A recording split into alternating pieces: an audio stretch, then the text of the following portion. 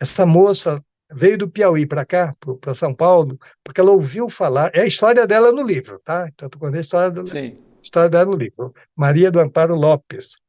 Ela veio para São Paulo porque ela ouviu falar lá no Piauí que aqui no Hospital das Clínicas de São Paulo tinha cirurgia que podia resolver assim a questão da deficiência dela. Ela poderia andar de pé, mas ela nasceu, ela ficou, era paralisia infantil, né? Poliomielite, pequenininha. Né? Então ela circulava com um chinelo em cada mão e ela andava, né? Andava com um chinelo e era terrível. E a gente entrevistou essa moça. Ela gatinhava, E literalmente. Gatinhava. gatinhava, ia para todos os locais. Ela tinha 26 anos quando ela deu a Nossa, entrevista. nossa. Essa moça foi a primeira voluntária do Espaço da Cidadania. Ela quis ser voluntária aqui e tal. O Espaço da Cidadania não, é tudo informal, não é é uma ação que a hora que o pessoal fala, não tem mais sentido, ela acaba, tá? Mas aí ela foi voluntária aqui.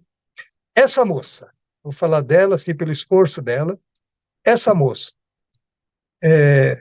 foi para o Hospital das Clínicas, morava numa área livre em Osasco. Quando chegou no Hospital das Clínicas, perguntaram para ela, dá para fazer a cirurgia, mas vão ser várias. Você está disposta a ficar um ano numa cama, sem poder sair da sua casa? Ela falou, estou. Essa moça, então, quando nós entrevistamos, ela não tinha ido para o Hospital das Clínicas, estava aguardando, mas aí aconteceu isso. Ela fez a cirurgia, a mãe veio do Piauí para cá, para ficar com ela nessa casinha que ela morava, barraco de madeira nessa área livre, tá? Mas ver a determinação dessa moça. Hoje, em 2003, ela já estava andando de pé, em Nossa. 2003, tá? Mas hoje, no ano passado, nós lançamos o livro, o último livro que nós lançamos do projeto, o 13º livro, Inclusão Já. Tá? Ela veio no lançamento e, uns dias antes, ela tinha recebido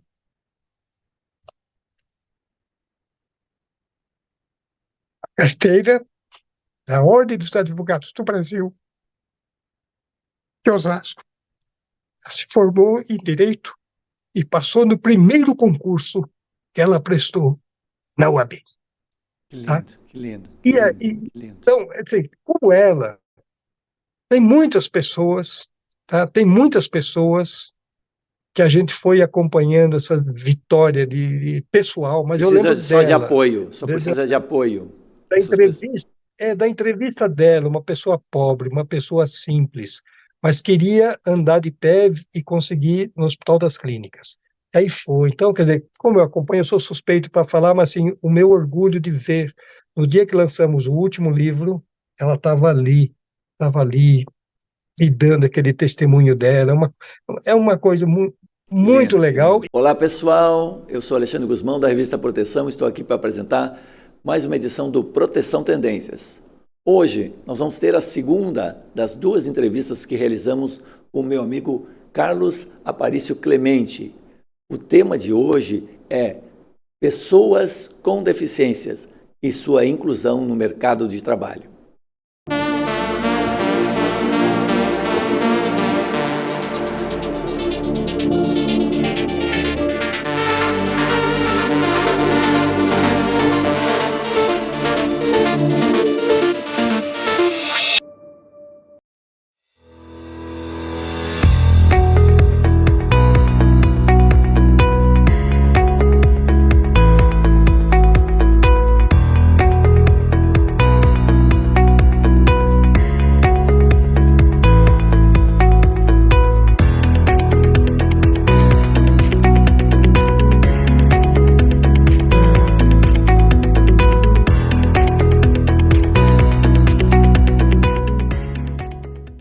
Todo trabalho precisa de segurança, por isso existe um Marluvas para todos os riscos que você possa enfrentar. Seja eletricidade, queda de objetos, escorregamentos, umidade, corte, seja qual for o seu trabalho, Marluvas tem a proteção perfeita para você. Diversos riscos, uma proteção. Para ficar por dentro de todas as novidades, nos siga nas redes sociais. Marluvas, a força da história. Olá, Clemente, obrigado por mais uma vez estar aqui com a gente. Na semana passada a gente fez um programa sobre a saúde e segurança dos trabalhadores e hoje nós vamos falar sobre um tema muito importante e um desafio para o Brasil de uma maneira geral e para as empresas que têm esse problema e muitas vezes não sabem como enfrentar, que é a inclusão de trabalhadores com deficiências. Obrigado por sua presença. Eu que agradeço a oportunidade. E olha, você está chamando um debate que, para mim, eu adoro. É o debate que nós estamos vivendo nos últimos 23 anos aqui em Osasco, região, mas muito fácil, um debate muito fácil. Retirado o preconceito, tem espaço para todo mundo, com e sem deficiência, em todos os lugares no Brasil. Legal. Clemente, você hoje coordena o Espaço da Cidadania, né, que é um importante local um repositório, digamos, de boas informações aí sobre a vida dos trabalhadores, a saúde dos trabalhadores, e dentro dos sindicatos metalúrgicos de Osasco. E nesse trabalho que você desenvolve aí, tem uma série de ações que vocês desenvolveram no sentido de inclusão dos trabalhadores, né? Eu queria que você começasse contando um pouquinho. Eu sei que a jornada é longa, mas assim, o trabalho começou há muitos anos, né? Você falou 23 anos, mas qual é a evolução que nós vivenciamos aí? Hoje é melhor a condição dos trabalhadores para incluir? As empresas estão mais preparadas para essa questão? Ou seja, tem algumas empresas que eu me lembro que simplesmente colocavam, né, os trabalhadores sem qualquer preparação e às vezes criavam uma situação bastante ruim para esses trabalhadores. E quando a gente sabe que muitos desses trabalhadores eles têm um potencial fora a sua deficiência, né, de inclusive colaborar muito para a qualidade do trabalho nas empresas, né?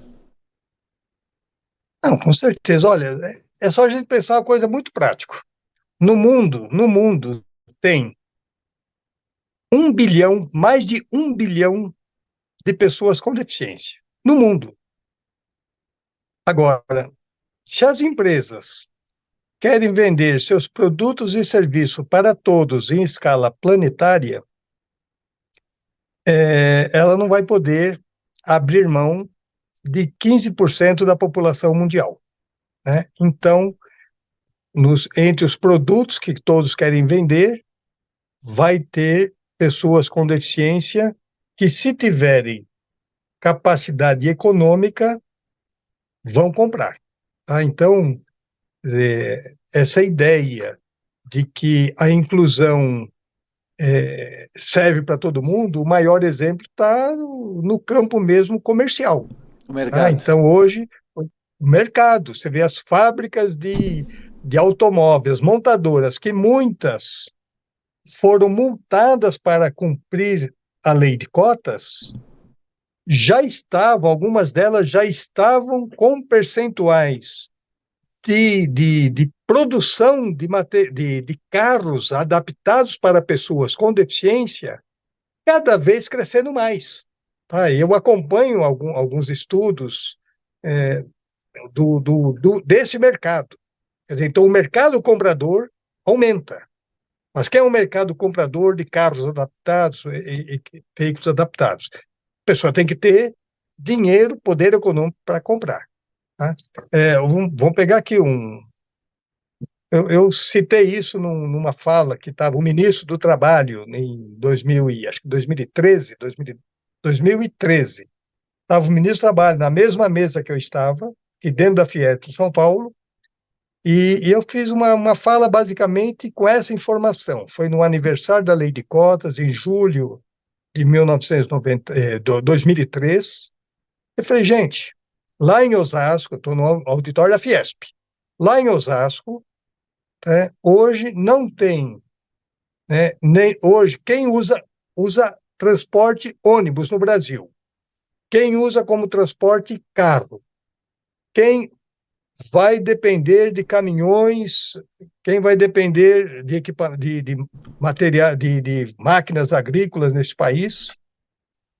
Vai usar equipamentos, motos, né? Quem circula com motos, vai utilizar equipamentos que têm a mão dos trabalhadores com deficiência na produção desses componentes, que são as indústrias de autopeças. Eu comentei isso ali, né? Então, e hoje, né, naquele momento, a gente já tinha muitas empresas com deficiência, com pessoas com deficiência bem além da cota.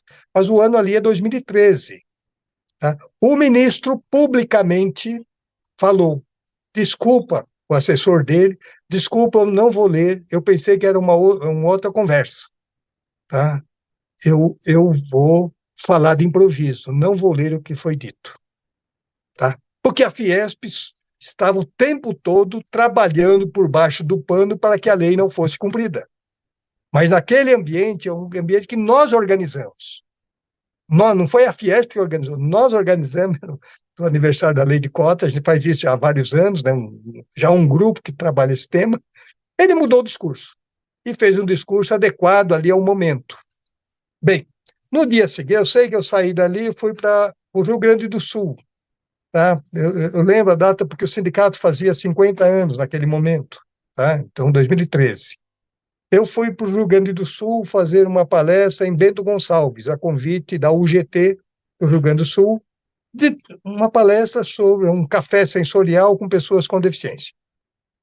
Beleza, tal, voltei para São Paulo no dia seguinte e vim direto para o aniversário, a festa de aniversário de 50 anos do sindicato. E tinha um empresário de Osasco ali, metalúrgico. Eu cheguei, fui cumprimentá-lo, né?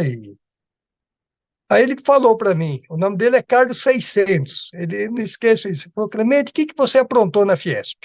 Aprontei o quê? Falei o que a gente... Falei: porra, você acredita que me ligaram? Ele disse, a pessoa que ligou, o diretor da Fiesp, quer dizer, o ministro fez bonitinho.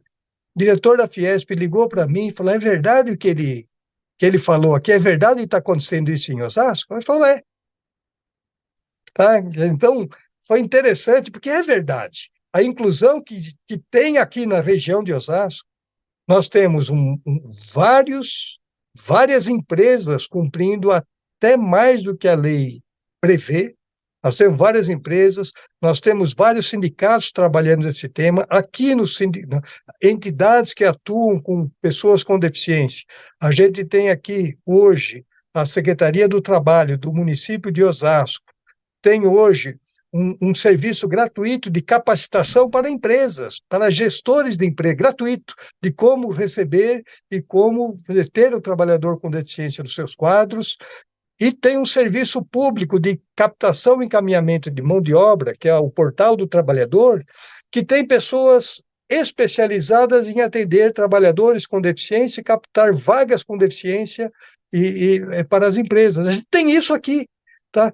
O sindicato dos metalúrgicos, depois desses anos todos, nós fazemos uma pesquisa todo ano. Eu não sou mais dirigente, faz 2 anos, mas o sindicato faz uma pesquisa que começou em 2006, mas o trabalho já tinha 5 anos, começou em 2006, uma pesquisa anual, né, como as empresas se comportam em relação aos trabalhadores com deficiência nas suas instalações. Poxa, são 18 anos seguidos, e cada pesquisa... A pesquisa é feita junto com a gerência, hoje, com a gerência regional do trabalho, com apoio, só que a gerência não tem gente, né? Mas nos apoiam, não tem, por isso que nós estamos brigando para ter fiscais, ter gente, né?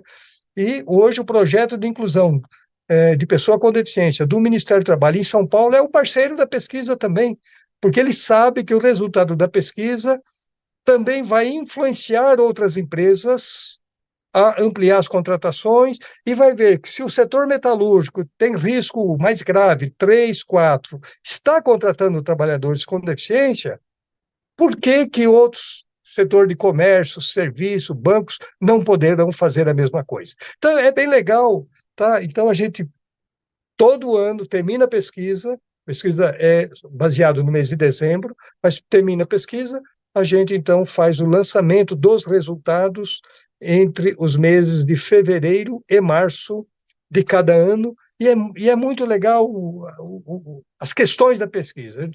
A pesquisa vai mostrar o ramo de atividade da empresa. Fala, metalúrgica é tudo a mesma coisa. Não, tem mais de 20 ramos de atividade na metalurgia, né? O ramo de atividade, o tamanho da empresa, a localização dela na base do sindicato. A pesquisa pega 12 municípios, que é a base do sindicato. Vai mostrar também o tipo de deficiência que a empresa está rejeitando ou está absorvendo mais. Hoje nós temos uma série histórica de 18 anos, então fica fácil a gente ter clareza do que está acontecendo. Na primeira, na segunda era mais difícil. Hoje é tranquilo, então é uma pesquisa que serve para todo mundo. No lançamento dessa última, que foi agora, lançamos no dia 13 de março, no lançamento da pesquisa, vieram aqui o coordenador do projeto de inclusão do Estado de São Paulo, veio aqui o superintendente regional do trabalho do Estado de São Paulo, veio aqui o chefe da fiscalização de legislação do Estado de São Paulo, vieram aqui conferir isso, que é um aprendizado para todos nós. Tá? De fato, é um aprendizado. Tá? Mas, vamos dizer, hoje estamos assim, mas começamos ali em 2001. Né? Então, 2001, quando começa esse movimento, eu, na época, era secretário-geral do sindicato, mas a gente percebeu o seguinte, eu fiquei um período muito curto eu fui vereador na cidade. Tá? Eu não gosto de comentar isso, mas casou com isso. Eu fui vereador no município de Osasco e eu queria trazer para dentro do parlamento local o debate do mundo do trabalho. Tá? Me interessava isso. Tá? Então, como vereador, nós lançamos no início ali uma cartilha de convivência, chamada Conviva com a Diferença, nos primeiros meses do mandato, e hoje talvez seja uma cartilha pequenininha, né, de 16 páginas de bolso, talvez seja a cartilha mais divulgada no país.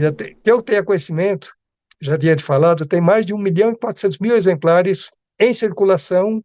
Ela tem edição, depois ela foi feita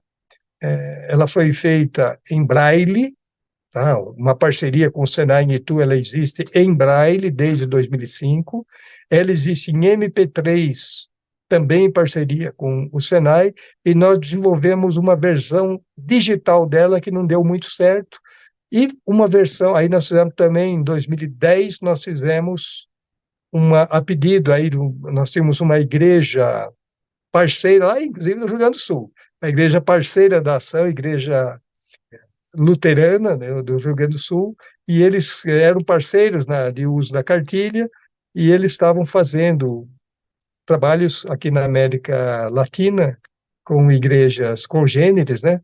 E falou, olha, tem como vocês fazerem uma edição em espanhol? E aí essa ideia de parceria, eu falei, dá para fazer. Vocês traduzem? E eu vejo aqui que o pessoal faz a adaptação, mas vocês fazem a tradução, tá? Daí bate cópia, vai pagar o custo da impressão, mas trabalho. Beleza, beleza, fizeram isso, usaram então essa versão espanhola, eles usam, né, no relacionamento aqui na América Latina, e as centrais sindicais, que têm relacionamentos internacionais, algumas centrais, começaram a usar a cartilha em espanhol para relacionamento com sindicatos, com centrais de outros países. Aí alguém falou, vamos fazer em inglês? Aí eu falo a mesma coisa. Faz a tradução, prepara que a gente acerta o resto, bate copy. Tá? Mas é muito legal. Tá? Então tem essa cartilha, lançamos ali em 2001, no comecinho. No final do ano, nós lançamos, aí aprendi muito ali, fizemos uma audiência pública, que até então eu estou olhando acidentados no trabalho que ficam com deficiência por conta do risco no trabalho. Fizemos uma audiência pública no mês de maio de 2001, e aí eu passei a ter contato com esse universo de pessoas com deficiência que não tinham essa relação com o trabalho, mas que queriam, né, queriam ajudar nesse debate. Foi fantástico, tá? Foi realmente, nós tivemos Então, a cartilha abriu caminhos importantes para mostrar que discutir deficiência e trabalho, discutir deficiência e sociedade não é um bicho de sete cabeças, não é um bicho papão. É uma coisa fácil, tá? Então, essa cartilhinha simples ajudou muito.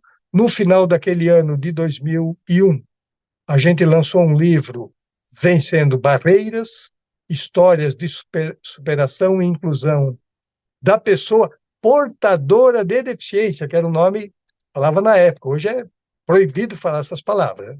Mas lançamos em 2001 um livro no final do ano, e aí contando histórias, né, das pessoas com deficiência que estavam, que tinham, vamos dizer, driblado o preconceito por ter deficiência, né, e estavam na sociedade. Mas tem coisa muito fantástica disso que se eu falar, eu vou falar Que legal, que legal. dois casos, ó, dois Sim, sim. casos desses. Conta pra Nós gente. entrevistamos uma moça em 2001, uma moça que ela andava, ela vendia, tinha um carrinho de cachorro-quente no Largo de Osasco. Essa moça veio do Piauí para cá, para São Paulo, porque ela ouviu falar, é a história dela no livro, tá? Então, estou contando a Sim. história dela no livro. Maria do Amparo Lopes. Veio para São Paulo porque ela ouviu falar lá no Piauí que aqui no Hospital das Clínicas de São Paulo tinha cirurgia que podia resolver assim a questão da deficiência dela, ela poderia andar de pé, mas ela nasceu, ela ficou, era paralisia infantil, né, poliomielite, pequenininha, né? Então ela circulava com um chinelo em cada mão e ela andava, né, andava com um chinelo e era terrível. E a gente Ela entrevistou essa gatinhava. moça. Ela gatinhava, E literalmente. Gatinhava. gatinhava, ia para todos os locais. Ela tinha 26 anos quando ela deu a Nossa, entrevista. nossa. Essa moça foi a primeira voluntária do Espaço da Cidadania. Ela quis ser voluntária aqui e tal. O Espaço da Cidadania não, é tudo informal, não é é uma ação que a hora que o pessoal fala, não tem mais sentido, ela acaba, tá? Mas aí ela foi voluntária aqui.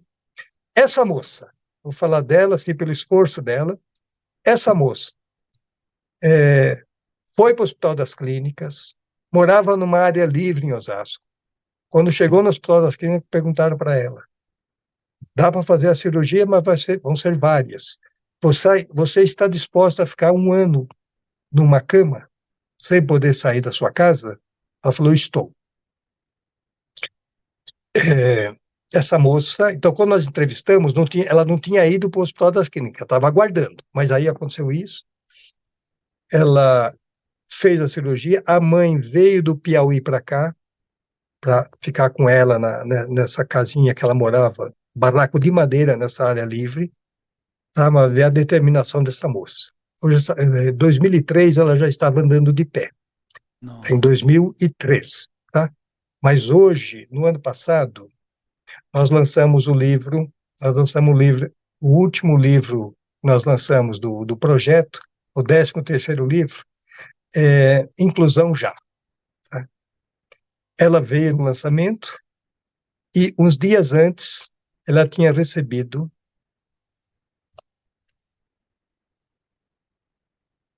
a carteira da Ordem dos Advogados do Brasil, de Osasco. Ela se formou em Direito e passou no primeiro concurso que ela prestou na UAB. Que Tá? lindo, que lindo, que lindo, que lindo. Então, assim, como ela, tem muitas pessoas, tá? Tem muitas pessoas que a gente foi acompanhando essa vitória de pessoal, mas eu Precisa lembro só de dela, apoio, só da, da precisa de apoio. da Essas pessoas. entrevista, da entrevista dela, uma pessoa pobre, uma pessoa simples, mas queria andar de pé e conseguir no Hospital das Clínicas. Aí foi. Então, quer dizer, como eu acompanho, eu sou suspeito para falar, mas assim, o meu orgulho de ver, no dia que lançamos o último livro, ela estava ali, e dando aquele testemunho dela. É uma coisa Que muito lindo, que legal. lindo. E ela está na comissão aqui da UAB, está na comissão da UAB de Osasco, na comissão, está batalhando na comissão para a UAB cuidar do debate e da acessibilidade nos âmbitos dos fóruns, tribunais, para os advogados. É legal. Mas, sim, lançamos aquele livro em 2001, depois fomos fazendo um trabalho aqui com a primeira parceria importante que a gente teve nesse trabalho foi com a então Subdelegacia Regional do Trabalho, tinha uma subdelegada aqui, doutora Lucila Rodrigues Jaime, hoje já está aposentada, ela chegou a ser delegada regional do trabalho do Estado de São Paulo, em 2000, mas ela, mas ela era subdelegada aqui, a gente já tinha um trabalho bacana na área da prevenção de acidentes com as empresas, mas em 2001, né, quando o projeto de lei que eu havia apresentado foi sancionado, ele foi sancionado e nós apresentamos no Teatro da Cidade, tá? No Teatro da Cidade, ela estava lá, tá? E naquele dia que foi sancionado, tinha um projeto aqui que era de acessibilidade arquitetônica em prédios públicos e usos públicos, de uso de espaços públicos, era só isso. O pessoal do FII aqui, se fosse o pessoal de fake news, falar, não, é o projeto, é o vereador que está querendo quebrar as calçadas da cidade. Mas era essa a ideia, né, que as calçadas têm que ser acessíveis, as pessoas têm que ir e vir, entrar nos prédios, Sim, poder com autonomia, coisa e ter básica, né? É o básico do funcionários. básico que a É, gente não tem na maior parte do Brasil, né? exatamente, mas era 2001 essa história, e dentro dos prédios públicos, se eu sou uma pessoa surda, eu tenho que ter alguém que saiba falar comigo, se é uma pessoa cega, eu tenho que ser atendido por alguém. Aí Uhum. eu vejo, o Leandro não está na sala aqui, mas o Leandro, ele está no sindicato desde 2005, ele ocupa essa função aqui dentro. Vem alguém com uma deficiência auditiva na estrutura aqui do sindicato, então, ele é chamado, com agendamento, trabalha isso, vai para as portas de fábrica, às vezes, fábrica tem várias pessoas surdas naquela empresa, numa assembleia do sindicato, ele vai, ele ajuda a comunicação com os surdos, mas é isso que lá em 2001 a gente queria. Bem, quando a doutora Lucila viu essa ideia, e a gente estava começando, a lei de cotas tinha completado 10 anos, a lei era de 91, nós estávamos em 2001, tinha completado 10 anos, e aí ela tomou a iniciativa, falou, olha, eu vou fazer um trabalho para as empresas perceberem que é importante incluir trabalhadores com deficiência. Ela foi a minha primeira parceira, fizemos várias reuniões no Ministério do Trabalho local aqui, fizemos encontros públicos, os encontros interinstitucionais, que a gente já fazia desde 1986, por iniciativa dela, a partir então de 2002, esses encontros passaram a incluir também o tema da deficiência e trabalho nos encontros. Até então a gente só olhava acidentes, mas por isso que eu respeito muito ela e o Ministério do Trabalho, a cabeça do Ministério em Brasília, sempre viram ela assim, sabe? E é quem teve a atitude, que foi muito bacana, sempre viram assim, não dá o apoio, porque ela fazia, vamos dizer, as propostas que o Ministério podia aplicar no país, as leis sair do papel, ela conseguia fazer aqui em Osasco, mas o pessoal não ouvia, né? Porque era uma chefe de posto, era uma subdelegada, mas não era alguém lá de Brasília que estava tomando essas decisões. Mas fizemos muitos encontros com empresas para derrubar mitos e preconceitos. Fiz um evento pela primeira vez na praça de eventos de de um grande shopping na cidade, um evento de inclusão para atrair a população, para entender esse debate, e foi muito legal hoje, passado muitos anos, o dono do shopping é meu amigo, né, o administrador, hoje ele fala, porra, Clemente, sabe, aquela chegada de vocês ali, é tudo sem dinheiro, tá? Ninguém dá dinheiro para ninguém, dá espaço, não aluga espaço, dá espaço, e parcerias para construir essas coisas. Falou, olha, quando o pessoal começou a chegar no shopping, poxa, a vinda deles me ajudou a pensar nas maçanetas dos banheiros, na acessibilidade das portas, coisa que a gente jamais tinha pensado, Essas né? pessoas estão aí, E né? aí, Elas existem, estão aí é, circulando entre a gente e às vezes a gente esquece completamente que elas existem, né? E é bom é uma verdade. pessoa que está Mas, numa grande instituição, um shopping, né? Que é uma coisa onde milhares de pessoas circulam, talvez até sim, essas pessoas deixam de circular acabam perdendo esses clientes, inclusive, para o shopping, né? clientes, Olha, a visão de não, inclusão e ele mesmo. fala, é verdade, o último encontro que nós fizemos do Espaço da Cidadania foi lá. Nós fizemos um encontro lá, o encontro anual, a gente faz um encontro anual agora já há muitos anos. Fizemos lá dentro do shopping, né, em novembro do ano passado, desculpa, novembro do ano passado. Nós fizemos dentro do shopping. tá? Mas eu lembro assim, e o que ele falava? Uma coisa legal também. O nome dele é Davi, pessoa, gosto muito dele. Falava, olha, quando o pessoal começa a entrar para cá, começou a entrar, as famílias começaram a vir juntos. Termina os eventos, o pessoal começa a frequentar o shopping, tá? Os lojistas começam a perceber que eles têm que se preparar para receber o cliente, senão ele perde o cliente. Então, a entrada do pessoal a chegada foi derrubando os preconceitos que normalmente a gente tem por aqui, e esses eventos têm ajudado muito nisso. Então, lá foi meu primeiro evento dentro de um shopping, foi em setembro de 2002, mas aí a gente já estava avançado, e quando começamos ali no shopping, a Ordem dos Advogados do Brasil, de Osasco, estava junto com a gente em setembro de 2002, e aí conversaram com a gente. Vamos fazer o Dia, aliás, o Dia Nacional de Luta da Pessoa com Deficiência, 21 de setembro. Vamos fazer o Dia Internacional, uma ação dentro da OAB? E fizemos. Então, 2002, meu primeiro parceiro para institucional foi a Ordem dos Advogados do Brasil, onde lançamos uma exposição fotográfica itinerante sobre a questão da deficiência e trabalho, e um pouquinho de deficiência e sociedade, e para a OAB, olha que interessante, a OAB não dava para fazer no auditório, no andar de cima, porque não tinha não tinha elevador, não tinha adaptação, então a gente tinha que fazer no térreo. No térreo não tinha banheiro, assim, banheiro que passasse alguém com cadeira de rodas. Então, a cada evento ela foi aprendendo também. Isso foi de Se 2002 até adequar, né? 2009. Ela foi aprendendo, e daí o quê? Quem estava junto com a gente pressionava lá eles, né? Pressionava, pô, se eu for receber o pessoal, como que eu vou receber? O cara não pode usar o banheiro. Então, foi tendo banheiros adaptados na OAB, na parte de baixo, foram abrindo as portas. Então, por exemplo, você passava de um espaço para o outro dentro da OAB.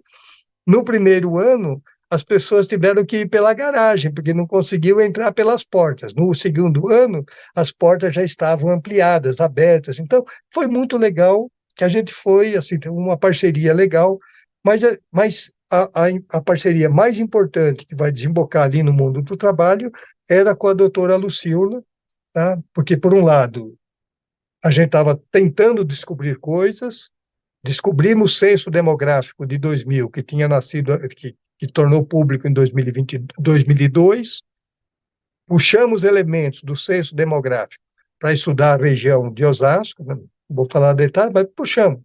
Sim, quantas pessoas com deficiência tem nos municípios aqui da região, qual a escolaridade, qual a idade dessas pessoas e e quantas vagas é possível ter aqui, ser ocupadas aqui. E o que é que a gente percebia? A quantidade de gente com deficiência que tinha em Osasco, na região, era 10 vezes maior do que cabia a lei de cotas naquela região. Então, todo aquele discurso das empresas, olha, não tem gente com Não consigo deficiência, achar ninguém para uma vaga, tal, né? não tem gente escolarizado com a capacitação que eu preciso, o trabalho é perigoso, as pessoas querem receber o benefício do governo, mas não querem trabalhar. Nós fomos desmontando tudo isso com pesquisas, mas começamos ali em 2002, naquele movimento que eu reputo. A doutora Lucila foi a grande responsável, chamou empresas, chamou. E quando foi em 2003, aconteceu um fato muito importante. A gente estava percebendo que muitas empresas estavam sendo chamadas para se. E a gente levava ali gente da Previdência Social, gente de outras áreas, nesses encontros com as empresas. Esse modelinho, hoje, o projeto de inclusão de pessoas com deficiência do Estado de São Paulo está retomando agora esse modelo. Trazer em grupo as empresas, dar uma enquadrada em todo mundo, dar um prazo para cumprir a lei, mas estava fazendo aqui em 2002. Mas quando chegou, comecinho em 2003, aí E ela pode tomou ser uma decisão replicado no importante. Brasil todo, né? Pode ser replicado no Sim, é Brasil muito todo. simples. É muito. Só que hoje, todas aquelas desculpas lá do início, não pode. Hoje, não, Não cola naquela mais. época, a gente não sabe Derrubar. como derrubar a desculpa. Hoje a gente já tem pronto. O censo de 2010, censo de 2010, já derrubou as desculpas. Aí eu fiz muita coisa. Nós fizemos muitos estudos sobre isso depois. Mas Então, comecinho em 2003, ela falou com a gente, falou, olha, tem muita empresa que está brincando com a gente, não leva a sério, tem uma estrutura jurídica grande, e fala, ó, pode fazer o que quiser aqui, que a gente não vai, nós vamos matar no peito e não vão contratar. Então, ela tomou uma decisão em março de 2003, isso que o Ministério do Trabalho nunca falou no Brasil. E aí nós fomos indo, hoje ele fala, mas ele ficou quieto muitos anos. Em 2003, ela fez uma blitz, juntou uma equipe de auditores daqui, de fiscais aqui, e foi naquelas empresas que, segundo o Ministério, tinha 100 ou mais funcionários aqui na região e estavam descumprindo as chamadas nas notificações de compra para receber informação, quer dizer, não dava nem bola. Então, foi nessas empresas que não dava nem bola. Quem vinha, recebeu o prazo, se enquadrou, e quem não vinha, fez essa ida. Naquele dia, foram multados 16 empresas. Daí descobrimos que foram as 16 multas, as primeiras 16 multas no país, em 2003, março de 2003, quando a lei já estava para completar 12 anos. Ou seja, ninguém nunca, no Ministério do Trabalho, tinha multado empresa nenhuma do país. Fica só de boca para fora esse discurso que a gente até hoje vive. Mas aquele fato, das multas foram em março de 2003, aquele fato desencadeou, assim, uma procura muito grande por trabalhadores com deficiência aqui na região, tá? Cresceram as contratações aqui 475% dentro do mesmo ano. Quer dizer, 475% de pouca coisa, não é 475%, mas cresceu. Tá? Mas o principal, né, a gente já tinha naquele momento, então, em 2003, um grupo de empresas que já tinham orgulho de ter trabalhadores com deficiência em seus quadros, na área de qualidade, na área de, sabe? Então a gente mudou culturalmente a questão, né? Já era uma forma de demonstrar uma postura de empresa que antes parecia uma coisa ruim e acabou virando uma coisa boa. Eu estou incluindo, olha que legal essa empresa, nós estamos incluindo, né? Sim, sim. E aí começou a chegar, aliás, a reportagem sobre o assunto, a TV Bandeirantes veio aqui em dezembro de 2002. A primeira reportagem que foi ampla sobre essa questão aqui foi naquele jornal da TV Bandeirantes, Jornal da Noite, que eles tinham, não sei, mas a gente tem gravado aqui, vieram na maior empresa da base, a empresa abriu as portas, mostrou já gente com deficiência em várias áreas da produção. Depois nós tivemos vários exemplos, gente com deficiência intelectual em áreas de controle de qualidade de empresas. Fui saber, depois a Fiat Automóveis, lá de Minas Gerais, de Betim, veio um grupo aqui, olha, não estava acreditando. Ah, não, vamos ver com as empresas, vamos visitar as empresas, vem conversar com o sindicato. Acertamos uma visita com as empresas. Então, ocorreu uma coisa muito legal, que a inclusão estava, de fato, ganhando corpo. Tá? Eu fui traduzindo em livros isso, teve um livro, então, que mostrava a situação regional, a possibilidade de contratações aqui.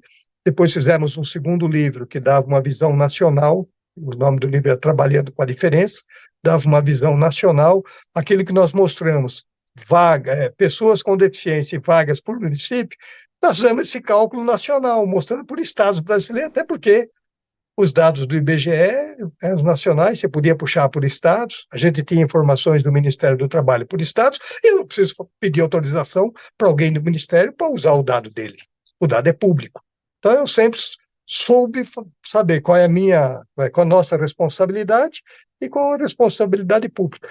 E fomos lançando outras publicações, né? Lançamos depois um livro em formato de revista chamado Caminhos da Inclusão em 2005, lançamos em 2005 com essa movimentação, aí já não estou falando mais metalúrgico, estou falando de geral, o sindicato com a sociedade. A minha parte vereadora acabou ali final de 2002, tá? E não tem interesse nenhum em voltar para a política partidária, não tem interesse. Mas aquele movimento foi crescendo, eu fui envolvendo gente do Ministério do Trabalho, gente do Ministério Público, gente de outros sindicatos, gente de empresas, E esse, vamos dizer, esse caldeirão positivo da inclusão trouxe para ele agora as entidades que atuam com pessoas com deficiência, que era legal. Assim, por exemplo, olha, há uma pessoa com surdez. Como que eu vou trabalhar com ela aqui? Então, vamos conversar com a entidade que atua com pessoas com surdez. Pessoa com deficiência física, opa, vamos lá visitar a ACD, ver como eles trabalham aquilo. Né? Pessoa com deficiência intelectual, vamos na APAI, vamos na Associação Pestalozzi, e assim foi indo. Fomos construindo redes de pessoas vamos dizer, que têm resposta para essas questões, mas que todas querem que os seus atendidos possam ter oportunidade de trabalhar com igualdade de oportunidades, sem ser tratados como café com leite. Tá? Então, foi muito legal, esse movimento foi crescendo. Tá? Criamos, então, em 2005, um programa de sensibilização social e empresarial para a inclusão de pessoas com deficiência no trabalho. Aí foi envolvendo órgãos públicos nisso, foi saindo além aqui da região, tudo documentado. Terminou o programa, a gente documentava com uma publicação. Depois fizemos o segundo programa em 2010, 2007, um terceiro programa em 2010. Depois outros. O que é a regra de qualquer programa que a gente fez nessa área? Se fizer o próximo, vai ser a mesma coisa. Primeiro, compartilhar conhecimentos. Primeira etapa, compartilhar conhecimentos, coisa muito rápida. Segunda etapa, conhecer uma experiência positiva para aquele tema. Então, a gente tinha várias experiências. Vamos conhecer a experiência, não importa onde ela esteja. Se ela vai estar aqui na região, vai estar em São Paulo, vai estar no interior de São Paulo ou outro estado. Vamos conhecer a experiência. Terceiro momento, reúne todo mundo para compartilhar o conhecimento que tivemos da primeira etapa e das visitas. É isso que a gente aprende, tá? Quando a gente vai ver de perto, tal, a gente aprende e a gente vai derrubando nossos preconceitos. Mas fizemos, então, o programa em 2005, lançamos essa cartilha, essa revista Caminhos da Inclusão, depois lançamos outro livro, tá? Nós lançamos outro livro, Agir pela Inclusão, lançamos em 2007, depois lançamos outro livro, que era Trabalho Decente para Pessoas com Deficiência, Leis, Mitos e Práticas de Inclusão, até porque já tinha muita coisa por aí, e nós fomos tentando traduzir em poucas palavras, com gente fazendo. Aí eu sou burrinho, não sei fazer quase nada, mas eu tenho um monte de gente que quer ajudar, colaborar. Nomes fantásticos da inclusão no Brasil me ajudam nessa questão, como nomes fantásticos na prevenção de acidentes me ajudavam ali no trabalho da questão do acidente de trabalho. Aí lançamos esse livro, depois lançamos um livro de imagens, em 2009. Lançamos um livro de imagens da responsabilidade social. Então, já mostrando vários locais que participavam da rede, então fotos daqueles locais, sabe, mostrando que a inclusão já estava em empresas, em escolas, estava em tudo quanto em sindicatos, em tudo quanto é lugar. Isso é 2009. Aí, em 2010, lançamos um novo programa de sensibilização. Terminou o programa, lançamos um livro. O programa terminou em julho e nós lançamos o livro em setembro. 2 meses depois, o livro estava ali, o livro mostrando o desenvolvimento do programa, as visitas, as fotos, e essas coisas que vai mostrando que aquilo é possível, e a gente fazia sem ficar pedindo favor. Documentando, né? Documentando para servir de exemplo para outras pessoas que quiserem se inspirar ou fazer alguma coisa parecida, né? Isso é fundamental, né? É verdade.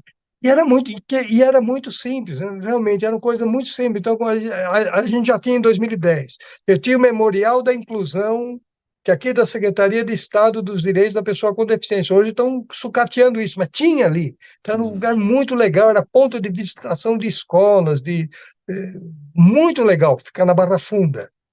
Ah, por que não? Gente do mundo do trabalho e conhecer aquilo, que é a história da deficiência no Brasil, e da luta social das pessoas com deficiência no Brasil. Então, tinha muitos locais legais, tá? Tinha empresas, por exemplo, muito bacana. O Senai em Itu, a 80 quilômetros aqui, uma escola Senai de Itu, que hoje é a referência nacional do Senai para a inclusão de alunos com deficiência. Então, a escola a 80 quilômetros é meu parceiro como se fosse um irmão. Tá, o diretor Legal. da escola está em dias de aposentadoria. Mas, poxa, essa escola abriu as escolas quantas vezes? Uma vez ele que não aceitava levar mais que 16 pessoas numa visita. Um dia abriu a escola, nós fomos em 110 pessoas. E ninguém vai levando ninguém. Ponto de encontro, porta da escola. Tal hora, chegou atrasado, não entra. No fim, deixou entrar. Mas a ideia minha é chegar, a gente tem que chegar no horário e tal.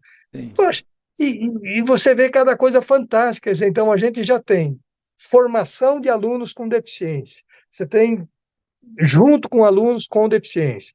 Você tem, já tem um universo de coisas, de conhecimento, e a gente foi aproximando nesse trabalho. Depois o SENAC entrou nesse trabalho recentemente, né, e alguns materiais que nós fizemos, eles deixaram acessíveis de forma digital, né, e tudo voluntário, são professores do SENAC que se envolvem nesse trabalho, vai indo, mas isso serve para a instituição também, então é um aprendizado para nós, mas também é um aprendizado para a escola SENAC, é lá um aprendizado para a escola SENAI, né? Certeza. Então, fomos ampliando com essa informação, e aí, 2007, teve um fato importante, que pela primeira vez, o Ministério do Trabalho, ele divulgou os dados na RAIS, Relação Anual de Informação Social, que existe desde 1975, mas em 2007, pela primeira vez, a RAIS sobre 2007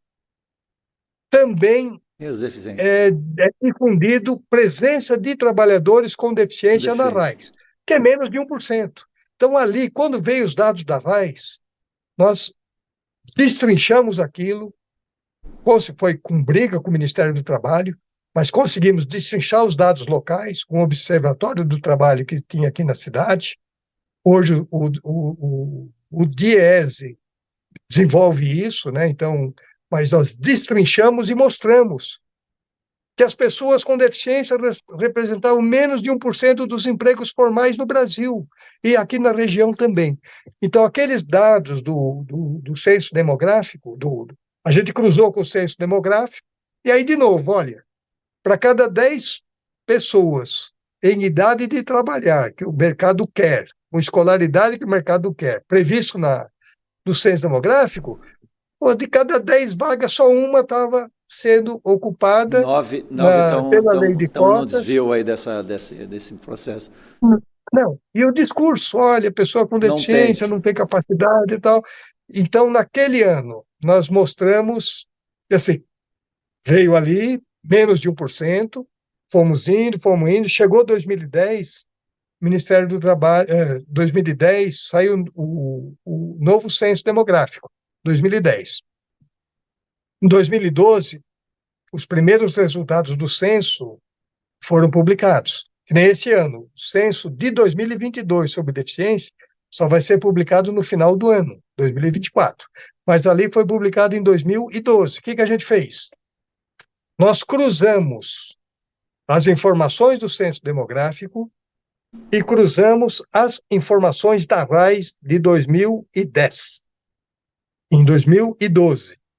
Aí nós mostramos o seguinte: o mercado então, nós temos no Brasil 10 milhões e 200 mil pessoas com deficiência, com ensino médio ou ensino superior completo. Dados do IBGE.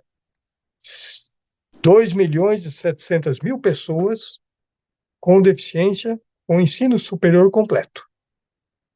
E 7 milhões e 400 mil pessoas com ensino médio completo. Ora, o mercado de trabalho hoje exige ensino médio completo, uma regra geral. Hoje, analfabeto praticamente está.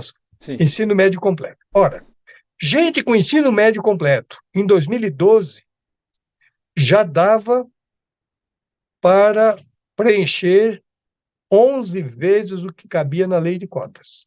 Se eu quisesse cumprir lei de cotas só com universitários, eu tinha quase 3 vezes né, quase 3 capacidade de lei de cotas só com os 2.700.000 universitários com deficiência que o Brasil tinha. Quer dizer, então, ali naquele momento, nós derrubamos um outro mito, cruzando 2 números. Até então, a gente não tinha os registros administrativos da RAIS, então nós fomos trazendo. Então, é um registro público, nós vamos trazendo, interpretando, trazendo pessoas para trabalhar o tema. Tá? Então, a gente foi usando o discurso, né, o discurso de que a inclusão é possível, mostrando exemplos bacanas de empresas que têm orgulho hoje de cumprir a lei, de ter gente com deficiência em seus quadros, mas mostrando que existe assim, um espaço enorme para que as pessoas com deficiência possam estar no trabalho, mas não só na regra da lei de cotas. Porque a lei de cotas, se todo mundo cumprir a lei, não chega a 1 milhão de pessoas hoje. Não chega a 1 milhão. Tá? E a gente, os números lá eram 10, há 12 anos, o número que a gente tinha 12 anos atrás era de 10.200.000 pessoas com deficiência com ensino médio superior completo. Então, a gente conseguiu trazer esse debate, né, os nossos parceiros de ação, sindicato, empresas, entidades, foram trabalhando isso também, tá? E aí saiu novos livros, né? Lançamos um outro livro, depois nós lançamos o livro do terceiro programa em 2010, que era sobre o terceiro programa e os dados nacionais de RAIS e Ministério e os dados do IBGE. A gente sempre, agora eu aprendi que tem que levar ali, e uma coisa é também ter um número ali para não ter conversa. E depois lançamos um outro livro em 2011, o livro Trabalho, Pessoas com Deficiência no Trabalho Formal. Por que não? O nome do livro. Claro, o nome do livro é uma resposta que nós tivemos em 2008, que uma juíza, uma desembargadora de São Paulo, fez uma barbeiragem numa decisão judicial, num acórdão. Ela achando que pessoa cega não conseguia trabalhar em teleatendimento, porque não conseguia, mesmo se lesse braille, não conseguia. Isso é sentença dessa juíza, tá? Não conseguia ler telas de computador. Nós fizemos um salseiro na época, em 2008, envolvendo procuradores. Ficou uma vergonha para essa desembargadora. Ela está aposentada, não vou dizer o nome dela, está aposentada, mas o nome na época foi Trabalhadores Cegos Trabalham Sim, Por Que Não? E agora colocamos no livro Pessoas com Deficiência Trabalham Sim, Por Que Não? Eu lembrando lá da nossa desembargadora, e não conseguia enxergar um palmo diante do nariz de um assunto que ela não sabia, e ela se arvorou a tomar uma decisão contra o Ministério do Trabalho, que tinha multado uma empresa. Ela derrubou uma multa. Foi isso que é o fato. Tá? Clemente, deixa eu te perguntar. Sim. Pode concluir. Oi. Não, mas então, nós trouxemos o livro ali, então fizemos o livro em 2012, mostrando um pouquinho essa movimentação, mas mostrando também que a questão da inclusão já estava impregnada em vários locais. Sim. Tá? Então, foi um livro também muito tranquilo, tá? E daí caminhamos mais um pouco, fizemos um programa diálogo sobre empregabilidade da pessoa com deficiência. Já não é mais o programa, os 3 programas, 2005, 2007, 2010, a pessoa começava com uma palestra, com algumas palestras. Acabou as palestras, não existe mais palestras nas ações do Espaço da Cidadania. Todo mundo chega com o conhecimento que tem, e o conhecimento que ele tem, ao chegar, vai ser compartilhado. Então, ele já entra em qualquer programa, ele já entra trazendo, vamos dizer, a sua história de vida, e aí é muito, muito legal isso. Então, fizemos em 2016 e 2017, fizemos esse programa Diálogo, com o mesmo esqueminha, primeiro momento, depois visita, depois reúne todo mundo, e aí a gente teve uma sorte que no meio disso, a OIT, em 2017, a OIT, no programa de 2017, a OIT me convidou para ir a Genebra para conversar um pouquinho essa história de como a gente estava trabalhando esse tema. Então, essa ideia do Espaço da Cidadania foi captado pela OIT e não foi pela gente, que eu não tinha contato com eles, mas estava circulando um modelinho que rodava no Brasil, que, assim, o olhar da inclusão olhava todos os setores. Quer dizer, eu não posso pensar em inclusão, onde a inclusão é legal para mim, mas o outro lá vai estar errado para o outro. Então, tem que ser legal para todo mundo. Então, essa ideia, a UIT captou isso, colocou na pesquisa que eles lançaram em 2017 e me convidaram para ir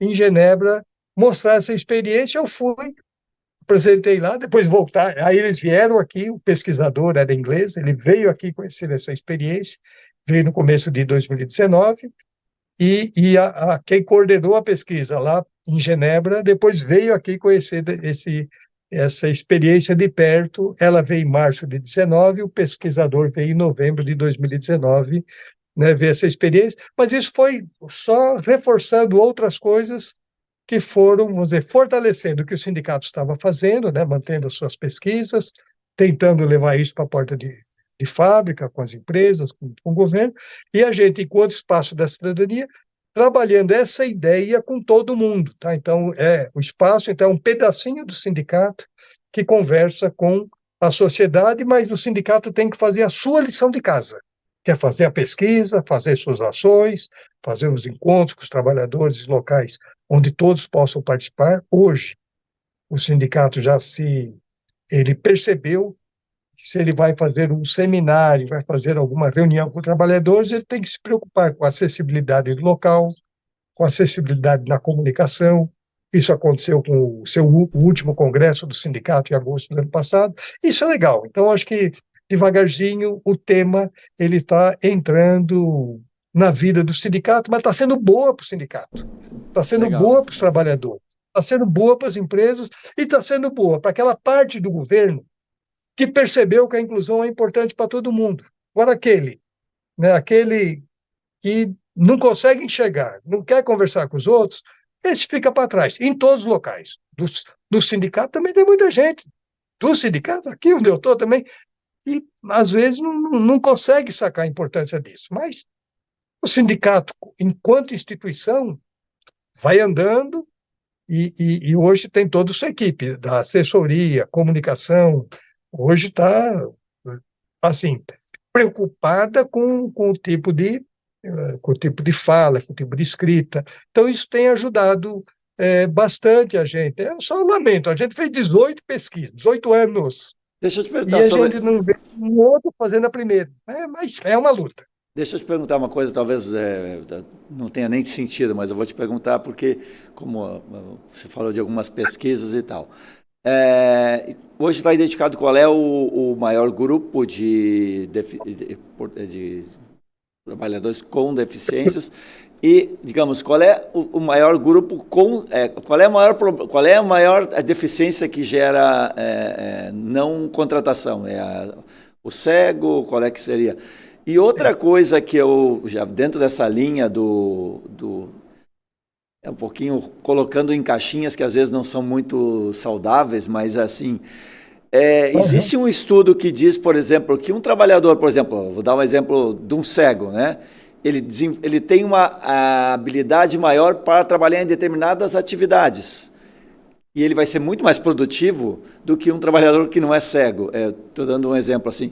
E já existe esse tipo de pesquisa, porque assim, é burrice uma empresa não pegar o melhor cara, né? Se ela faz aquilo, se o cara, eu preciso de alguém focado para fazer aquela atividade, e um cego ou uma pessoa deficiente auditivo, né? Ele desenvolve mais aquela atividade porque eu acho que é burrice, economicamente falando, é burrice, né? As empresas não terem essa visão de assim, eu vou pegar o melhor trabalhador para aquela função, que às vezes é uma pessoa com deficiência em outra função, em outra, né, atividade. Não, é verdade. Ó, primeira pergunta que você falou, tem deficiências que as empresas têm maior simpatia por tipo de deficiência e outras que elas fogem da deficiência como o diabo foge da cruz? Imagina. Tá? Tanto no Brasil, isso mostra, então, os dados da RAIS, que são os registros administrativos do Ministério do Trabalho, tanto ao nível de Brasil, como nas pesquisas que nós fazemos aqui nas empresas metalúrgicas, o mesmo fenômeno acontece. E aqui nós acompanhamos já há 18 anos.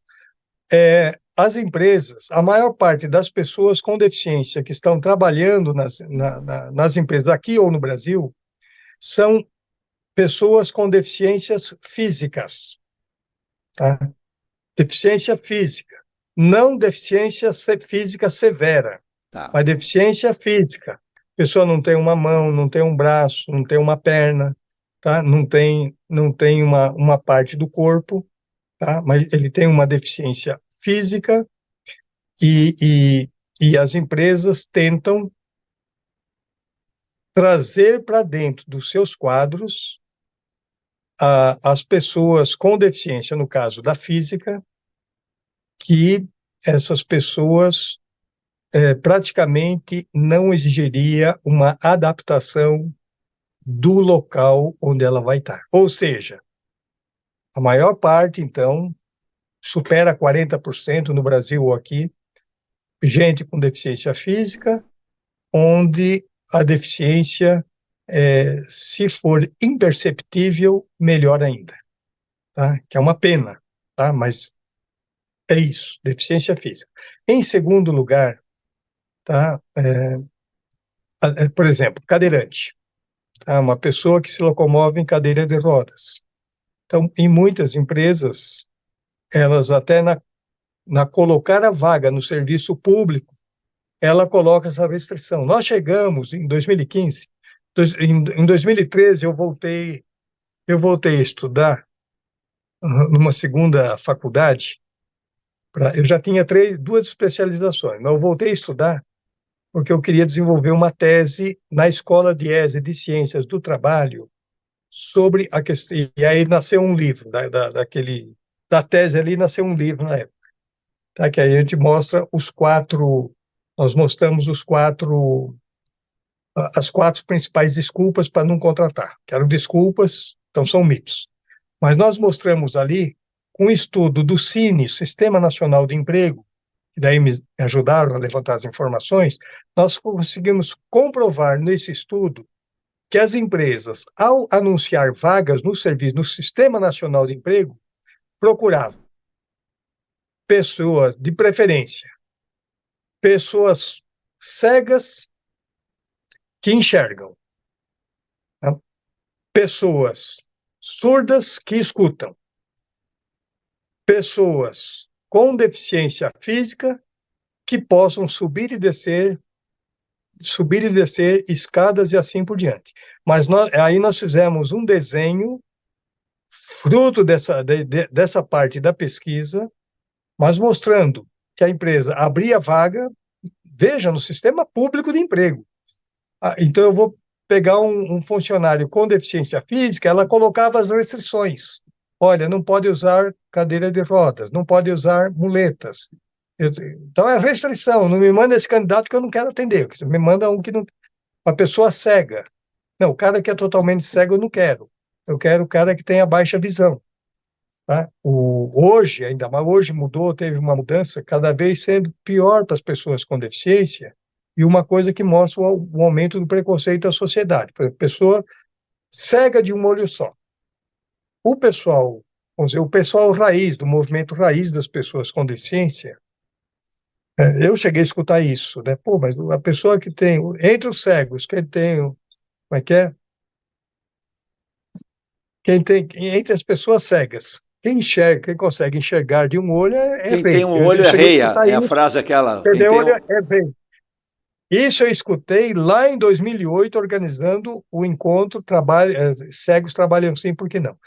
Mas, por outro lado, por que o pessoal levantava? Olha, uma pessoa que tem um olho só, ele não é cego, ele consegue fazer essa atividade. Mas aí as empresas, o que elas faziam? Ah, não, se não tem os dois olhos aqui, meu exame médico o cara não passa. Então, ou seja, um preconceito contra do médico, dos serviços das empresas, de ficar selecionando pessoas por aparência ou por tipo de deficiência, por estar selecionando, é que no fim vai cada vez mais dando menos espaços de trabalho formal para aquelas pessoas para onde a lei existe. A lei de cotas existe para justamente garantir essas situações, né?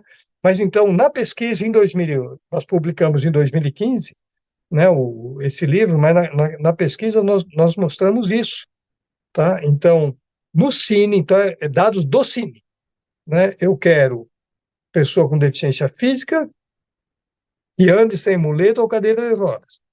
Eu quero a pessoa cega, né, ou a pessoa com cega, mas que tenha baixa visão, né? Ele tem que enxergar. E eu quero, tá? E eu quero a pessoa surda que seja com perda auditiva, que ele consiga se comunicar socialmente dentro da empresa. Tá? Está lá, nós publicamos lá, já vai 9 anos que eu fiz essa publicação, mas baseado numa pesquisa, então eu precisava fazer uma pesquisa na escola, na faculdade do Diese, né? Então eu fiz lá, então enquanto aluno, a gente fez isso, só que aí eu apresentei a tese, e em seguida publicamos um livro para dar essa visibilidade maior, tá? Mas então, hoje, a gente tem, as empresas têm maior aceitação, então, para pessoas com deficiência física, mas nessas situações aí, pessoas com deficiência física, depois, pessoas com surdez, é o segundo tipo de contratação, tá? Pessoas que surdez, e olha, tem muita gente que é surda por conta do trabalho, perdeu a audição por conta do trabalho. Então, tem muita gente nessa situação, tá? Em terceiro lugar, e está crescendo muito, está chegando a entrada das pessoas com deficiência visual, mas muitos, agora nos últimos anos, pela aceitação, inclusive na prática da contratação na lei de cotas e no serviço público, de pessoas com deficiência monocular. O cara enxerga, a pessoa enxerga de um olho e o outro não, mas isso está valendo para a lei de cotas. Então, essas são as três modalidades de deficiência, e a visual cresce muito. Do ano passado para cá cresceu bastante, mas cresceu em cima disso, de entrar, por exemplo, a pessoa, o cego que enxerga, tá? Tem a visão monocular. Tá? E, por outro lado, que as empresas fogem daquelas deficiências, como o diabo foge da cruz, eu vou mostrar um exemplo positivo nisso, mas foge. Por exemplo, as pessoas têm 2 ou mais deficiências. São pouquíssimos registros no trabalho formal brasileiro, ali na RAIS, olhando o Brasil, e, no nosso caso, pouquíssimos registros aqui. Depois, gente com deficiência intelectual, como, por exemplo, a questão vou falar do autismo. Autismo, se fala muito em autismo agora como um direito de ser considerado uma pessoa com deficiência, quem tem transtorno do espectro autista, mas aqui, nas últimas 3 pesquisas metalúrgicas, 3 anos seguidos, não apareceu um registro de contratação de trabalhador autista. Pode ser que o registro veio no caso das deficiências psicossociais, mas não apareceu ali a nomenclatura autismo que a gente tinha, colocamos nas últimas pesquisas, trouxemos isso. Então, pessoas, 2 ou mais deficiências múltiplas, as empresas são traços de registro, pessoas autistas, traços de registro, pessoas com deficiências psicossociais, também muitos poucos registros, e aí vem um pouquinho mais deficiências intelectuais, mas também com pouquíssimos registros. Agora, que aí eu falo assim, que é uma coisa com muito orgulho. Nós temos casos, então, em muitos casos, a pessoa com deficiência intelectual, em alguns casos se também confunde com psicossocial. Veja, os registros públicos do Ministério do Trabalho, da RAIS, não aparece essa discriminação. Psicossocial, autismo, não aparece, tá? Está lá intelectual, deficiência intelectual. Tá? Então, agora, inclusive na última RAIS, espero que mudem agora, mas não aparecem os registros. Mas, em muitas empresas, contratam pessoas com deficiência intelectual, que nós percebemos também que são os menores salários. O Ministério do Trabalho já, na RAIS nacional, ele mostra, quando você vai olhando por remuneração, por tipo de deficiência, então a pessoa com deficiência intelectual são as pessoas que recebem os menores salários, porque as que têm maiores dificuldades de escolarização. Bem, então tem muitas pessoas trabalhando em empresas em serviços secundários. Aqui uma empresa, hoje temos alguns exemplos, mas o primeiro exemplo muito bacana de pessoas com deficiência intelectual na metalurgia, em funções nobres, aconteceu em 2003, veja, já faz 21 anos. Aconteceu em 2003, em uma empresa metalúrgica, uma forjaria, inclusive a forjaria era localizada no município de Osasco, já está encerradas as atividades, e essa empresa, 70% da produção da empresa era um cliente que ficava na Amazônia, Motos Honda da Amazônia. Então, imagina, sai uma peça forjada de Osasco, São Paulo, lá para Manaus. Quando dá um retrabalho na linha de produção de motos, a responsabilidade do custeio do funcionamento da linha parada, tal, é do fornecedor, se ele mandar uma peça com defeito. Então, eles chegaram a montar uma fábrica pequena ao lado da Honda. Antes do material chegar na Honda, passava na fabriquinha deles para o último retoque. Mas em 2003, essa empresa tinha 80 anos, né? O dono era alemão, 80 anos. Em 2003, a empresa fez uma experiência de trazer trabalhadores com deficiência intelectual para trabalhar na área de controle de qualidade das peças. Com o tempo, esse time foi aumentando. Em 2004, eu sei que a gente foi com uma equipe da TV Globo lá, já mostrando, ela já cumpria a lei de cotas, mas ela tinha 5 trabalhadores com deficiência na área de controle de qualidade. E eu lembro que um SPTV aqui da TV Globo de São Paulo fez essa reportagem, a gente tem essas reportagens gravadas tudo, tá? A gente fez essa reportagem mostrando assim as pessoas com deficiência intelectual ali, vamos dizer, é no produto final da empresa, o controle de qualidade é o cartão de visitas da empresa. Então, o dono da empresa, ele depois falou que ele abriu para visitações, eu aproveitei muito essa história de conhecer bons exemplos. Mas ele falava, olha, quando dava um problema lá na Honda, o custo para mim era uma coisa maluca, era proibitivo. Com a chegada do pessoal, foi diminuindo o risco do retrabalho. Então, a peça chegou do jeito que o cliente queria. Mas quem que era duro nisso? A pessoa com deficiência que estava ali.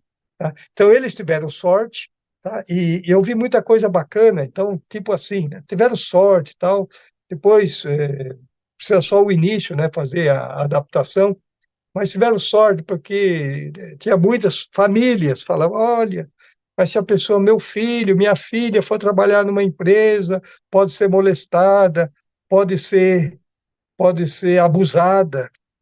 Na corneta, o pessoal falava, o medo da família era algum funcionário com deficiência ser abusado lá no banheiro, molestado. Podia ter acontecido?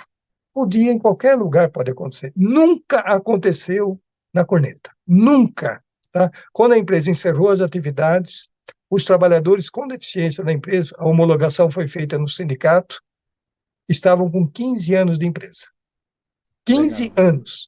E alguns estão espalhados. Então, eu tenho gente com deficiência intelectual, na faixa de 50 anos, 40 e poucos anos, trabalhando em outras empresas, mas ali trabalhavam no controle de qualidade. E era o orgulho do dono da empresa, que peitou aquilo contra Legal. chefes que achavam que não ia dar certo. E foi, talvez, eu posso dizer aqui, a melhor experiência que eu conheci, não de quantidade de gente, mas de aproveitamento, de envolvimento social, de envolvimento entre todos, a essa experiência da corneta, que está registrada nos nossos livros, em muitas reportagens escritas de jornais, de revistas, e também está também em reportagens de televisão.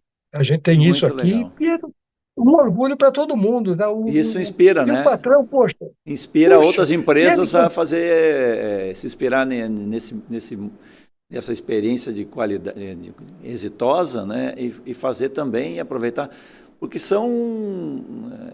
é ter bom senso, né? É pegar o melhor das pessoas, né? Explorar o que elas têm de bom, né? A qualidade que ela tem, o diferencial. E todo mundo tem essa qualidade, né? Todo mundo tem alguma sim, coisa que ela é melhor, né? Então, os trabalhadores com alguma deficiência, às vezes eles são muito mais, no caso aí você está falando, eles são muito mais observadores e mais rigorosos, né? E para um trabalhador, digamos, sem nenhuma deficiência, muitas vezes ele não está tão ligado, está fazendo aquilo ali, tá, e passa, né? E acaba impactando na produtividade da empresa, né? E a empresa olha, começa a ter essa inteligência, ela começa a ganhar dinheiro com isso. Isso é positivo e temos que estimular isso, né? sim, sim, olha, na maior empresa metalúrgica aqui da base, na maior. O sindicato briga com ela que nem gato e cachorro, nos vários temas, está brigando. Mas na questão da deficiência, existem trabalhadores lá, tem vários trabalhadores que foram contratados em 2001. Eu estava discutindo, iniciando a discussão da lei de cotas, 2001, foram contratados em 2001, estão lá até hoje. Vários trabalhadores daquela época estão trabalhando na empresa até hoje. Essa empresa, quando foi a maior, estou falando da maior, a empresa, quando foi em 2004, ela contratou um trabalhador amputado das duas pernas, protetizado nas duas pernas, por conta, ele teve a amputação por conta de tabagismo, por conta teve a trombose. Trombose. Está lá, tá trabalhando lá na empresa. Esse cara, assim, né? São essas fotos fantásticas que eu levei na OIT, tá? Então, eu levei. Mas desse rapaz, levei alguns casos de clássicos assim para nós, mas esse rapaz é atleta paralímpico de final de semana. Ele participa de, como é que é? Natação em alto mar. Nossa, que Aí fala, para legal. nadar, vai tirar as pernas. Não, e é muito legal, mas como profissional, agora passou agora há pouco tempo, passou a líder lá na empresa, então, quer dizer, passou por várias funções na empresa, eu acompanhei ele em registro, em outras funções na empresa, nas visitas que nós fazíamos, nos programas lá, ele, de alguma maneira, tentava um roteiro que passasse por ele para conversar com ele, mas é assim, pô, sabe? Então, você vê que a pessoa, né, a pessoa que está nessa empresa, teve um outro trabalhador que era um caso que a gente mostrava muito aqui, que é um trabalhador que saiu da empresa, de uma outra empresa, saiu da empresa com os dois braços, foi trabalhar numa fabriquinha perto da casa dele, numa oficina, e no terceiro dia de trabalho teve o braço amputado. É, na rua da casa dele, num bairro de Osasco. Depois que saiu da Previdência, tá? Foi registrado depois que perdeu o braço, tá? Estava sem registro, Firmino. Isso faz muitos anos, foi em 96 esse acidente. Eu lembro que eu acompanhei a fiscalização do trabalho na empresa, nessa firminha, tá? Eu acompanhei a fiscalização, não imaginava a trajetória dele como uma pessoa com deficiência. Em 2000, esse rapaz, a empresa o recontrata, a empresa que ele tinha saído para o recontrata sem um braço, né? Ele tem um braço protetizado. E esse rapaz ficou na empresa há muitos anos, e no ano de 2007, o sindicato aqui dos metalúrgicos fez uma campanha, aquele cartão de Natal que é encaminhado para a casa dos trabalhadores associados. O sindicato convidou o rapaz, aí, com consentimento da empresa, para tirar uma foto num estúdio, e, a, e, a, e o cartão de Natal daquele ano vamos dizer, a garota, né, que é usada lá, o garoto era ele. Tá muito legal, Que muito a legal, foto que legal. dele de estúdio, mas é a foto clássica que a gente tem aqui há muitos anos, desde 2006. Desde 2005, que eu uso essa foto, é uma foto clássica. Bem, ele saiu da empresa, a empresa foi fechando, ele saiu e foi trabalhar nessa maior empresa que eu estou citando. Ele está lá na maior, agora saiu a aposentadoria dele. E já está anos nessa Que empresa. legal, que Então legal. você vê, se a pessoa ele é tratado com respeito, esse cara vai, ele ou ela vai produzir, vai dar o máximo de si, pô, mas é bom para a empresa não está Claro, fazendo claro, caridade claro, para ninguém, claro.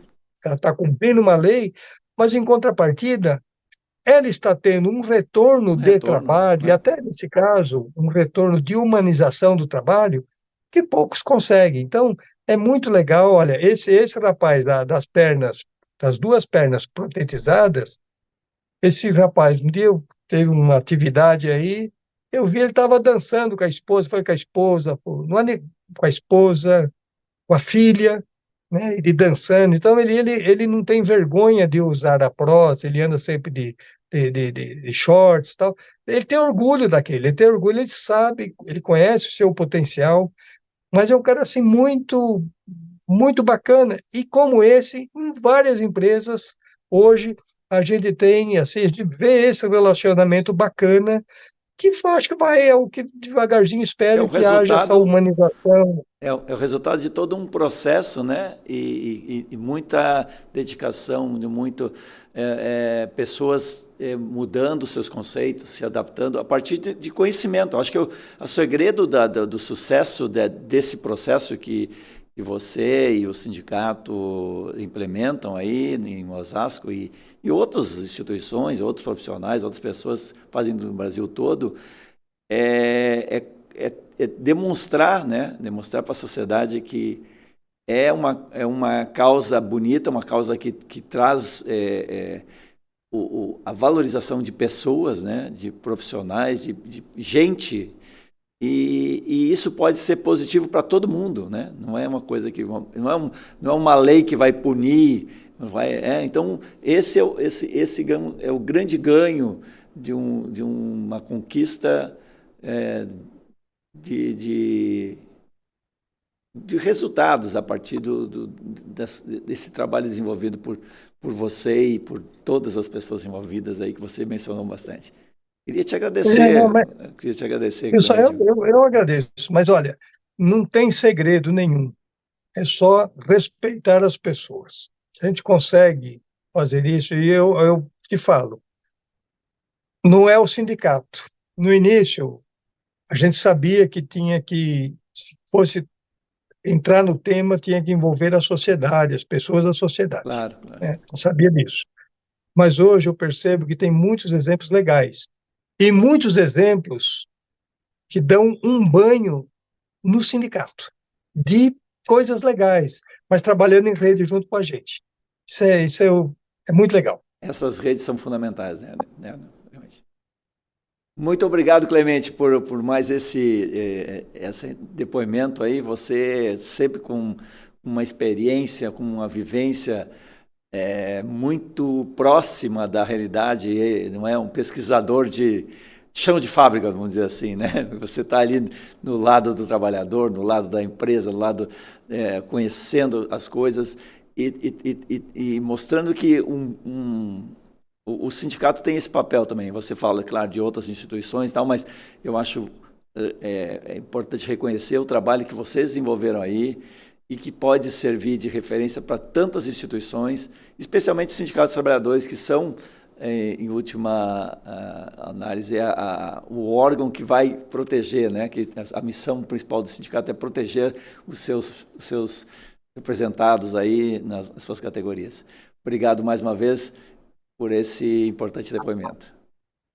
Eu que agradeço a oportunidade. Ó, como o Leandro chegou aqui na sala, eu vou deixar uma lição de casa para ele também, de mandar essas fotos desses rapazes que eu falei, Legal. tá? E também essas capinhas e algumas ilustrações, tá? Não, agora é sobre deficiência de trabalho mesmo, tá? Ele saiu para almoçar, tá?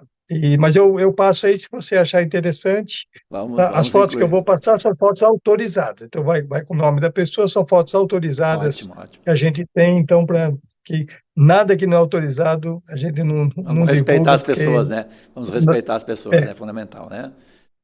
Clemente, muito obrigado, e o Clemente. fotógrafo. Ah, claro, Valeu, claro, claro. então. Eu que agradeço, hein? Um Valeu. abraço, querido. Vai lá. Bom, pessoal, estamos Você encerrando também. então o nosso Proteção Tendências, que hoje ouviu pela segunda semana seguida o meu amigo Carlos Aparício Clemente, esse sindicalista que faz um trabalho há muitos anos lá em Osasco e região, em prol dos acidentados do trabalho, dos trabalhadores e dos portadores, dos trabalhadores com deficiências em todo o Brasil. Até semana que vem a gente volta com mais um Proteção Tendência. Até lá, tá?